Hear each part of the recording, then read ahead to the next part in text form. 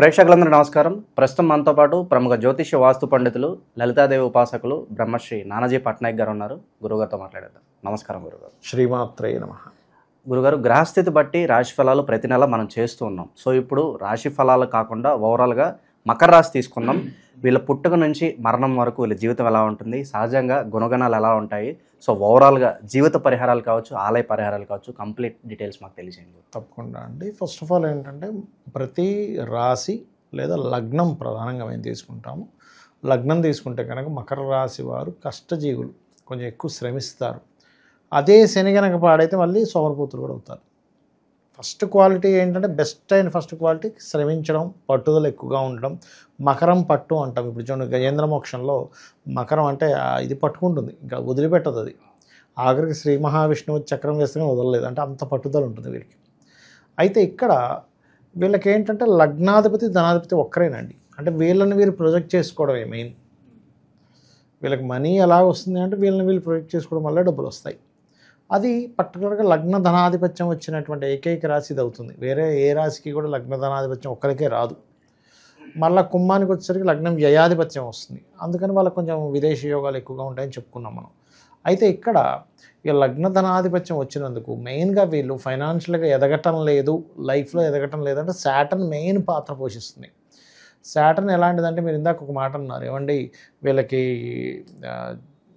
పుట్టినప్పటి నుంచి ఆఖరి వరకు శాటర్న్ ఏమాత్రం పాడయ్యాడా వీళ్ళు పర్టికులర్గా ఆ శని యొక్క మహాదశల్లో మెయిన్గా చాలా జాగ్రత్తగా ఉండాలి. అంటే గండాలన్నీ కూడా ఆ వాటిల్లోనే వస్తుంటాయి. మారకుడు అవుతాడు ఒక పక్కనే, ఒక పక్క లగ్నాధిపతి అవుతాడు, ఒకవైపు మారకుడు అవుతాడు. ఇంకేదైనా పాపగ్రహ సంబంధంలో ఉంటే శాటర్న్లో వీళ్ళు ఎటువంటి బిగ్ డెసిషన్స్ అనేవి తీసుకోకూడదు. ఇది మెయిన్గా చూసుకోవాలి. లేదు శని బాగున్నాడు అంటే ఇంక వీళ్ళకి ఇచ్చినంత ధనయోగం ఏ యోగానికి ఇవ్వదు. ఎందుకంటే లగ్న ద్వితీయాధిపతి శాటర్న్ మంచి శుభగ్రహంతో కలిసి ఉన్నాడు, మంచి ధనయోగాలు పట్టున్నాయి, లేదా విపరీత రాజయోగాలు ఏదైనా కనెక్ట్ అయింది, ఇంకా అద్భుతం.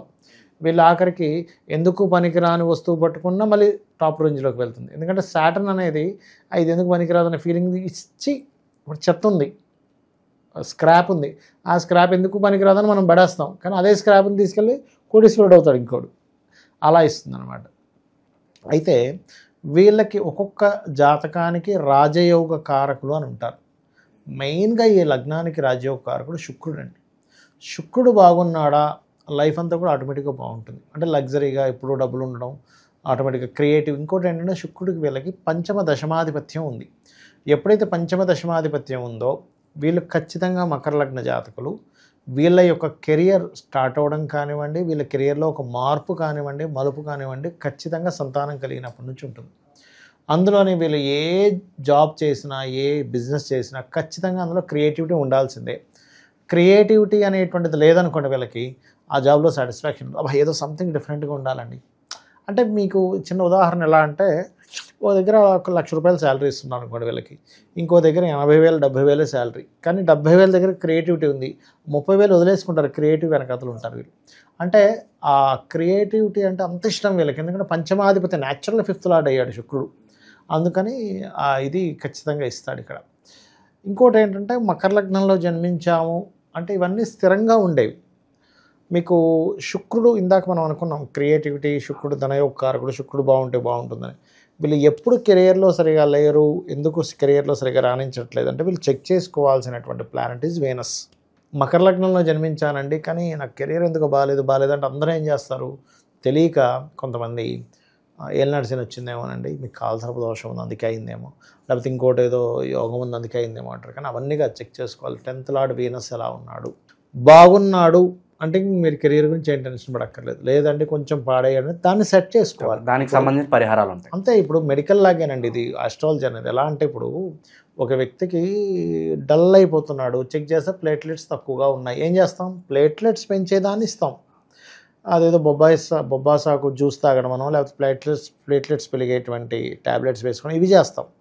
లేదు ఇంకోటి ఏదో B12 తక్కువ ఉందంటే B12 పెరిగేది చేస్తాం. అట్లాగే జ్యోతిష్శాస్త్రంలో ఎప్పుడు కూడా రీజన్ అక్కడ ఏం ప్రాబ్లం ఫేస్ చేస్తున్నాడు, దానికి ఏ భావము, ఏ ప్లానెట్ ఎవరిని యాక్టివ్ చేయాలి, మెడికల్ లాగే అది యాక్టివ్ చేస్తే వాడికి ఆటోమేటిక్ సెట్ అయిపోతుంది. అది తెలియాలి. అది తెలియకుండా ఏమేమో చేస్తూ కూర్చుంటే కాదు. నేనేమంటానంటే మీకు ప్లేట్లెట్స్ పెరగాలన్నప్పుడు ఈనో తాగుతానంటే అట్లా ఇనో తాగడము, లేకపోతే ఇంకోటి ఏదో బూస్ట్ తాగడము, లేకపోతే ఇంకో దగ్గరికి వెళ్తే అది ప్లేట్లెట్స్ పెరగదు. రీజన్ పట్టుకోవాలి ఆస్ట్రాలజీలో అట్లా. సో వీనస్ ఎలా ఉన్నాడు ఈజ్ మోస్ట్ ఇంపార్టెంట్, అది చూసుకొని వెళ్ళాలి. అట్లాగే ఇక్కడ ఇంకోటి ఏంటంటే వీళ్ళకి 3rd and 12th లార్డ్షిప్ జూపిటర్కి వచ్చినందుకు వీళ్ళు మంచి సేవా సంబంధించినవి చేస్తారండి. వీళ్ళు అందులో ఆ సర్వీస్ ఓరియంటెడ్ బాగుంటుంది. వీళ్ళతో పాటు వీళ్ళ సిబ్లింగ్స్ కూడా సర్వీస్ ఓరియంటెడ్ ఉంటారు, ఎందుకంటే 3 and 12th లార్డ్షిప్ అవడం వల్ల. మరి ఈ సిబ్లింగ్స్ వల్ల ఎక్కువ ఖర్చులు ఉంటాయా? కొంతమంది చూడండి సిబ్లింగ్స్కి నేను మొత్తం పెట్టేశానండి అంటారు, కొంతమంది సిబ్లింగ్స్ వల్లే నేను విదేశాలకు వెళ్ళాలనే వాళ్ళు ఉంటారు. ఎందుకంటే వీళ్ళకి 3rd and 12th లార్డ్షిప్ వచ్చినందుకు వీళ్ళకి సిబ్లింగ్ ద్వారానే ఒక్కొక్కసారి విదేశాలకు వెళ్ళడం, లేదా ఫారెన్ క్లయింట్స్ వీళ్ళకి పెరగడం. నేను ఒక జాతకం చూశాను యాక్చువల్గా, అంటే వచ్చింది కాబట్టి చెప్తున్నా. అతను లోకల్గా చేసేవాడు, కానీ ఆయన టాలెంట్ ఇంటర్నేషనల్ టాలెంట్ యాక్చువల్గా. అయితే ఆయన ఏం చేశాడంటే, సార్ నాకు ఏంటో సార్ అంటే మీరు ఇంటర్నేషనల్ వైజ్గా ట్రై చేయండి, నేషనల్ వైజ్ ఇంటర్నేషనల్ ఏదో లోకల్గా ఉంటే మీకు ఇది అవ్వదు అని చెప్పాక అది ఎట్లాగా ఏంటని కొన్ని రోజుల తర్వాత మళ్ళీ వచ్చాడు, సార్ నా ప్రాబ్లం తీరట్లేదు అంటే. నేను ఒకటే అన్నా, మీకు అది చెప్పాను కదా ఎందుకు ట్రై చేయట్లేదంటే, ఆ రోజు అనుకోకుండా వాళ్ళ సిబ్లింగ్ వాళ్ళ బ్రదర్ కూడా వచ్చాడు. అప్పుడు వాళ్ళ బ్రదరు ఏం చేయాలి సార్ అంటే, ఇట్లా ఏం లేదు బాబు మీరు కొంచెం సోషల్ మీడియాస్లో వెళ్తుండాలి, ఇప్పుడు లోకల్గా తెలియడానికి ప్రపంచవ్యాప్తంగా తెలియడానికి సోషల్ మీడియా అనేది ఇప్పుడు మనకు డెవలప్ అయింది కదా.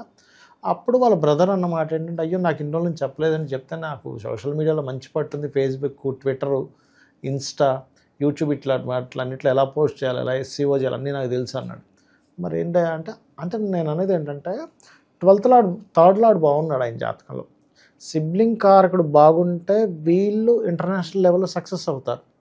అదే జూపిటర్ బాగోకపోతే ఆ సిబ్లింగ్కి వీళ్ళు రుణపడి ఉంటారు. అందుకని వాళ్ళకి వీళ్ళు ఎప్పుడూ ఏదో ఒకటి డబ్బులు ఇవ్వడమనో, లేదా వాళ్ళు ఏదో ఇరుక్కుంటే వీళ్ళు డబ్బులు కట్టడమనో ఇట్లాంటివి జరుగుతాయి. అయితే ఇక్కడ ఏంటంటే మకర లగ్నానికి గురువు బాధకుడు అంటారు, కానీ బాధకుడు కాదు, సారీ, వ్యయాధిపతి, 3వ వ్యయాధిపతి అంటారు. సో 3వ వ్యయాధిపతి ఎప్పుడైతే ఈ గురువు కనుక బాగున్నాడు అంటే గురువు కూడా మంచి పనులు చేస్తాడండి ఇక్కడ, ఎందుకంటే సహజ శుభగ్రహం కదా, అది మనం అర్థం చేసుకోవాలి. అయితే వీళ్ళు ఎప్పుడూ కూడా ఇంకొక విషయం ఏంటంటే, వీళ్ళు లైఫ్లో మంచి స్టేజ్కి వెళ్తారా కింద పడిపోతారా అనేది ల్యాండ్స్ మీద ఆధారపడి ఉంటుంది వీళ్ళకి. ఎందుకంటే 4th and 11th lord is కుజుడు. మీకు వీళ్ళకి 4th లార్డ్ పాడయ్యాడు అంటే వీళ్ళ పేరు మీద ప్రాపర్టీ ఉండకూడదు, ఉన్నది అంటే వీళ్ళ లైఫ్లో డౌన్ అయిపోతారండి. లేదండి వీళ్ళకి కుజుడు బ్రహ్మాండంగా ఉన్నాడు, 4th లార్డ్ బాగుంది, ఒక్క కుజుడే కాదు 4th లార్డ్షిప్ వచ్చిన ప్లానెట్ ఎలా ఉందో తెలుసుకోవాలి. ఆస్ట్రాలజీ మొత్తం ఏంటంటే ఆ లార్డ్ ఇచ్చే పోర్ట్ఫోలియో ఏ గ్రహం పొందింది అండ్ కుజుడు, ఈ 4టిని తీసుకోవాలి.